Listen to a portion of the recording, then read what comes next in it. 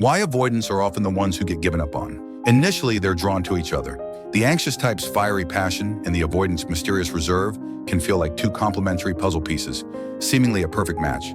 However, as the relationship deepens, problems inevitably surface. When conflicts arise, the anxious partner typically wants to address them head-on and proactively find solutions. The avoidant, in contrast, tends to withdraw, preferring to let things be or avoid confrontation altogether. This is often baffling and unacceptable to the anxious partner. From their perspective, relationship issues should be tackled jointly. Yet the avoidant tends to deal with problems independently, and if a solution isn't found, they might act as if the problem doesn't exist. Moreover, their core focuses within the relationship diverge significantly. The anxious partner is intent on moving their relationship forward and fostering greater intimacy. The avoidant, on the other hand, is more concerned with feeling understood, often prioritizes their own feelings, and might even inadvertently neglect their partner when preoccupied. The anxious partner tends to invest all their emotional expectations in their partner, becoming hyper-attuned to their emotional responses.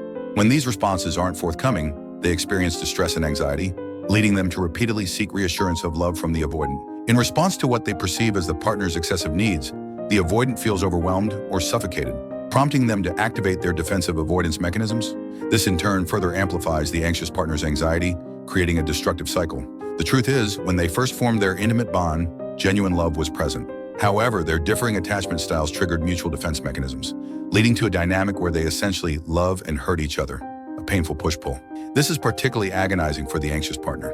They often invest a great deal of emotion into the relationship, only to receive little response or even face rejection from the avoidant, leading to profound distress. Essentially, the mismatch in emotional needs between these two attachment styles, compounded by poor communication skills and an inability to effectively express their own needs, makes it exceedingly difficult for them to sustain a long-term relationship. If they hope to go the distance, both partners must make a concerted effort to adapt, understand, and accommodate each other's differences.